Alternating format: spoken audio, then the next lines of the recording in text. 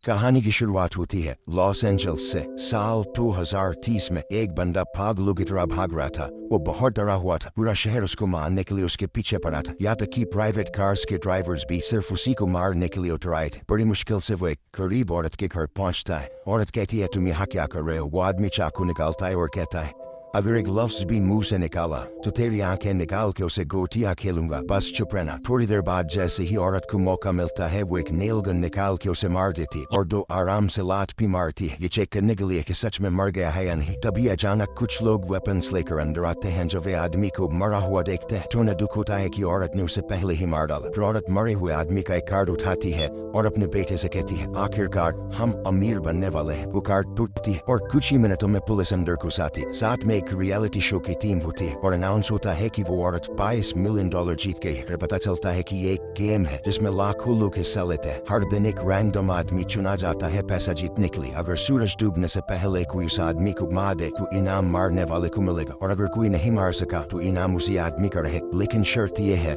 कि कोई आग वाली हथियार जैसे पिस्टल या राइफल यूज नहीं कर सकता। उसी दिन हमें एक लड़की दिखाई देती है। इसका नाम है कैटी। एक नाकाम एक्ट्रेस किस्मत आजमाने लॉस एंजलिस आई है ऑडिशंस के लिए। उसके साथ बैठी औरत कहती है, तुम बड़ी मासूम लगती हो, अपना ख्याल रखना बेटा, यहाँ लोग चूर है। कैटी कहती है, शुक्रिया नसीहत का, आप बहुत अच्छी लेडी है। औरत उसका हाथ पकड़ती है और कहती है, ऐसा मत कहो, तुम मेरी बेटी जैसी हो। चलो अब मैं यहाँ उतरती हूँ। थोड़ी देर बाद कैटी जब अपनी कलाई देखती है तो वो शौक हो जाती है कि उस औरत ने उसकी घड़ी चोरी कर दी। कहती है वो और अशोर है। वो अपने ऑनलाइन बुक किए हुए कमरे में पहुंचती है। कमरे को देखकर वो परेशान हो जाती क्योंकि जो कमरा मोबाइल पर उसने देखा था वो तो बिल्कुल अलग निकला। कमरे की मालकिन कहती है, हम अलग अलग फोटोज का इस्तेमाल करते हैं ताकि ग्राहक को फंसा सके। जैसे ही कैटी बेड पर बैठती है तो बेड नीचे गिर जाता है, लेकिन वो मजबूर थी क्योंकि इस कमरे का किराया सस्ता था। उसके बाद एला का मंगेतर आता है और एला से कहता है, देखा कल का इवेंट का लॉटरी का इनाम होगा $600 मिलियन।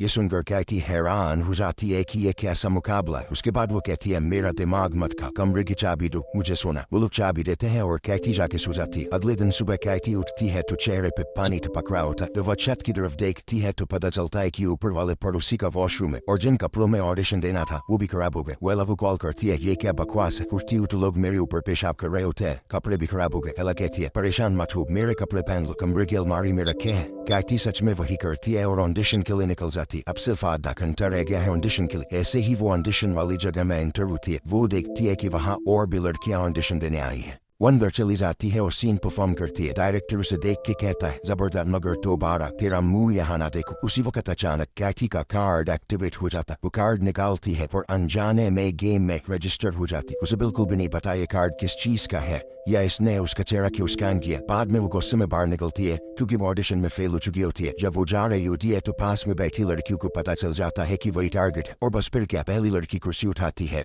और सीधी अपनी दोस्त के सिर पर मारती है। दूसरी लड़की को एक जूता नजर आता है, वो फौरन उसे उठाती है और चपट कर मार देती। कैटी चीख मार के भाग जाती है, लेकिन असली समस्या तो तब होती है जब वो एक कराटे ट्रेनिंग हॉल में छुपने के लिए घुस जाती। अब जाहिर है सारे कराटेबाज लड़की उस पर टूट पड़ते और वो बेचारी अकेली सबके बीच में पिट रही होती। कप्तान कहता है, उसे सिर्फ मैं मारूंगा। फिर वो उसे उठाता है, घुमाता है और दीवार में दे मारता है, जिससे वो लड़कियों के जिम में गिर जाती है। जैसे ही सबको पता चलता है कि वही विनर है, सब उस पर चढ़ दौड़ते। वो कराटे वाले भी पहुंच जाते हैं और सब लड़ रहे होते हैं कि उसे कौन मारेगा। आखिर में कोच उसे गर्दन से पकड़ता है और कहता है, उसे सिर्फ मैं मारूंगा। और जैसे ही वो मारने लगता है तो अचानक नोएल वहां आ जाता है और कोच के कंधे पे घूसा मार के उसे दीवार में दे मारता है। फिर वो लड़की से कहता है, डरने की जरूरत नहीं, मैं बॉडीगार्ड हूँ और अगर तुम मुझे 10% इनाम में से दोगी तो मैं तुम्हें बचा लूंगा। उसने कहा, ठीक है भाई, तुम्हें पूरा इनाम भी दे दूंगी, बस बचा लो। नोएल उसे अपनी कमर से बेल्ट के जरिए बांध लेता है ताकि उसे बचा सके। फिर वह सारे दुश्मनों को मार गिराता। तब एक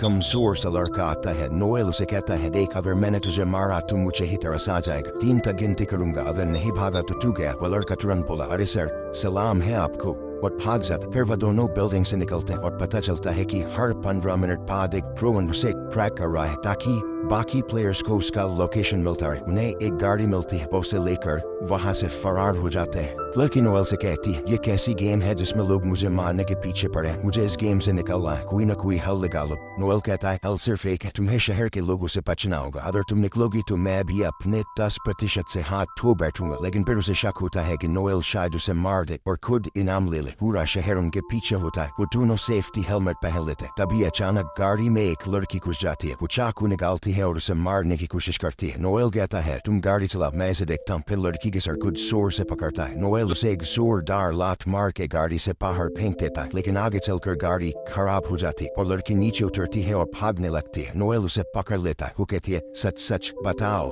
तुम मुझे मार के इनाम लेना चाहते हो ना? नोएल कहता है बिल्कुल नहीं, मैं तो तुम्हें बचाना चाहता हूँ। तब पुलिस वहाँ आ जाती है तो लड़की फौरन नोएल से कहती है पकड़े जाने से पहले कुछ कहना है। फिर वो पुलिस के पास जाती है शिकायत करने, मगर तब उसे अंदाजा होता है कि पुलिस भी असल में उसे मारने आई है। नोएल फौरन आके उसे बचाता है और वो पुलिस को चकमा दे के भाग जाती। वो एक मैगजीन से अपना चेहरा छुपाती, फिर जैसे ही वो कार्ड देखती है पता चलता है कि ड्रोन ने उसकी लोकेशन शेयर कर दी और जितने भी लोग आसपास होते हैं समझ जाते हैं कि खिलाड़ी यही है। सब अपनी गन्स निकालते हैं और उसकी तलाश शुरू हो जाती। वो एक वैक्स म्यूजियम में जाकर छुप जाती है और खुशकिस्मती से कोई उसे वहां नहीं देख पाता। थोड़ी देर बाद एला उसे कॉल करती है और पूछती है वो कहाँ है। वो कहती है मुझे पता है कपड़े पहुंचाने में देर हो गई, मजबूर थी। एला कहती है कोई बात नहीं प्यारी, बस अपना लोकेशन तो बता दो। वो कहती है मैं अभी म्यूजियम में हूँ, बस किसी को बताना मत। और अभी 1 मिनट भी नहीं गुजरा होता कि एला और डेजी आ जाते हैं। एला उसे मारने की कोशिश करती है, लड़की खुद को बचाने के लिए एक डंडे से वार करती है। वो दोनों से जान छुड़ाती है और फिर उन दोनों के पीछे म्यूजियम का दरवाजा बंद कर देती है। लोगों ने उसे देख लिया, वो फौरन बस से उतरते हैं ताकि उसे मार सके, लेकिन नोएल वहाँ पहुंच जाता है और उसे वहाँ से ले जाता। केटी कहती है मुझसे नाराज मत होना, मैं समझी तुम मुझे मार दोगे। नोएल कहता है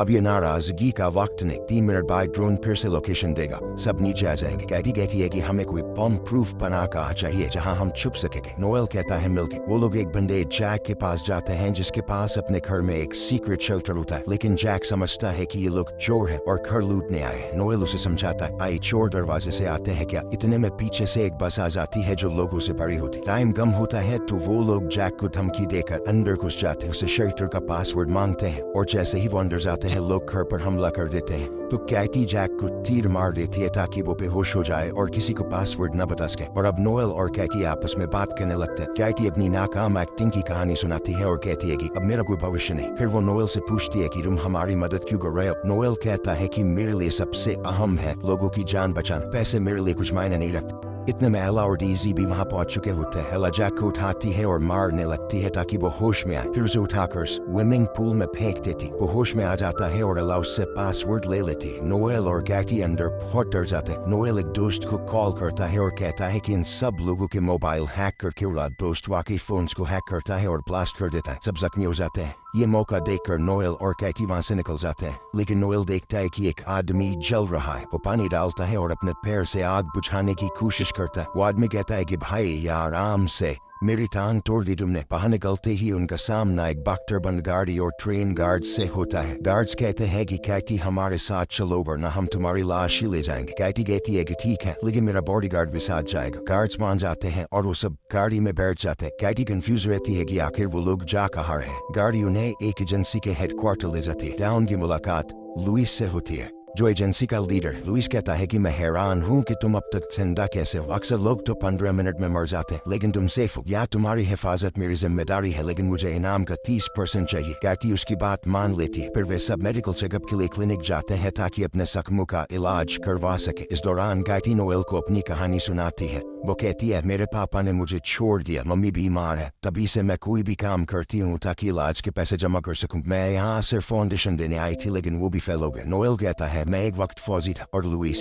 जो अभी बाहर है वो मेरी टीम में था। एक बार मैंने एक मिशन से इनकार कर दिया जिसकी वजह से पूरी टीम मर गई, बस लुइस बचा और तभी से वो मुझसे नफरत करता। तभी एक लड़की आती है और कैटी से कहती है लुइस तुम्हें सूरज डूबने तक एक सुरक्षित जगह पर ले जाएगा ताकि तुम जीत सको। बस अपना चेहरा इस डिवाइस पर रख दो। ये डिवाइस इसलिए था ताकि एक खास मास्क बनाया जा सके जिससे कोई भी उसे पहचान न सके। और वाकई में मास्क बन गया, एक बुरे आदमी का मास्क। लेकिन नोएल को कुछ अजीब सा महसूस हो रहा था। उसने कहा मुझे लग रहा है लुइस तुम्हें अकेले में मारने का प्लान बना रहा है ताकि वो अकेला इनाम ले सके। लेकिन कैटी को उसकी बात पर यकीन नहीं है। उसी वक्त लुइस अंदर आता है और दोनों को गैराज में ले जाता है। वहाँ लुइस कहता है कि कैटी एक गाड़ी में बैठी और नोएल दूसरी में। यही कैटी समझ जाती है कि लुइस उसे धोखा देगा। वो उसे नीचे किक मारती। अचानक लोग अंदर घुस आते हैं ताकि उसे मार दे, लेकिन खुशकिस्मती से कोई उसे पहचान नहीं पाता। वो केटी लुइस की एक गाड़ी लेती है और निकल जाती, मगर लुइस नोएल को पकड़ लेता और उसे इतना मारता है कि उसकी हड्डी तोड़ देता। जब केटी भाग जाती, लुइस उसे कॉल करता और ब्लैकमेल करता है कि वो नोएल को मार देगा। केटी कहती है, अब तुम क्या चाहते हो? वो कहता है, फौरन आ जाओ शहर के बीच वाले थिएटर में। और उस वक्त सूरज डूबने में सिर्फ 16 मिनट बाकी थे, लेकिन केटी ने फैसला किया कि वो नोएल को बचाएगी क्योंकि वो कई बार उसे बचा चुका था। उसने अपने साथ पिस्तौल भी ली। वहाँ पहुंचती है तो देखती है कि नोएल जंजीरों में बंधा हुआ। केटी कहती है, अगर तुमने उसे ना छोड़ा तो मैं खुद को मार लूंगी और तुम इनाम से हाथ धो बैठोगे। वो कहता है, आसान है, मैं तुम्हारी अंगुलियों के निशान मिटा दूंगा और अपने लगा दूंगा। केटी कहती है, जबरदस्त आइडिया, मगर मैं लाइव हूँ और सारी दुनिया देख रही है। वो कहता है, अच्छा ठीक है, रिलैक्स हो जाओ और पिस्तौल दो। केटी कहती है, ठीक है, मगर पहले नोएल को छोड़ो और जाने दो। और जैसे ही वो खुद को मारने लगी, वो कहता है, रुक जाओ, मैं उसे छोड़ रहा हूँ, येलो चाबी। और फिर कहता है, अब आराम से मुझे पिस्तौल दो। केटी कहती है, मुझे यकीन था कि तुम्हारे दिल में रहम है, येलो पिस्तौल। मगर अचानक उसे एक जोरदार किक मार देती, लेकिन लोग अंदर घुस आते हैं और नोएल को बचाने से पहले केटी को घेर लेते हैं। नोएल खुद को आजाद कर लेता है और लॉइस से लड़ने लगता है ताकि वो केटी को मार न सके। अब सूरज डूबने में सिर्फ 4 मिनट बाकी रह गए थे। इसी वक्त एक और ग्रुप अंदर आ जाता है और केटी खुद को बड़ी मुश्किल में पाती है। वह थिएटर से भागती है ताकि कहीं सुरक्षित हो सके, लेकिन लोग पीछे पड़ जाते हैं। नोएल लुइस को जोरदार मुक्का मारता है, फिर वह थिएटर का सेट तोड़ता है ताकि कोई केटी के पीछे न आ सके, मगर लुइस के आदमी मानव सीढ़ी बनाकर उसके पीछे आ जाते हैं। लुइस इस तक पहुंच जाता है और उसका गला दबा लेता है। कहता है, तुम्हारी मौत मेरे हाथों होगी। मगर केटी फिसल जाती है और एक लोहे की रॉड से लटक जाती है और केटी ने लुइस की जेब में मौजूद ग्रेनेड की पिन अपनी चाबी से निकाल और नीचे गिरती है और ग्रेनेड फट जाता है। लुइस मर जाता है और मुकाबले का समय खत्म हो जाता है। जब वह हवा में लटकी होती है, लोग उसे बचा लेते हैं क्योंकि वह इनाम जीत चुकी होती है। इसके बाद जूनी आता है और उसे इनाम देता है। खुशनसीब लड़की ने इतिहास की सबसे बड़ी रकम जीत ली, $3.6 मिलियन। दिन गुजरते हैं और वह बड़ी बड़ी कंपनियां खोलती है, बच्चों के लिए पनाहगाहें बनाती है, गरीबों की मदद करती है।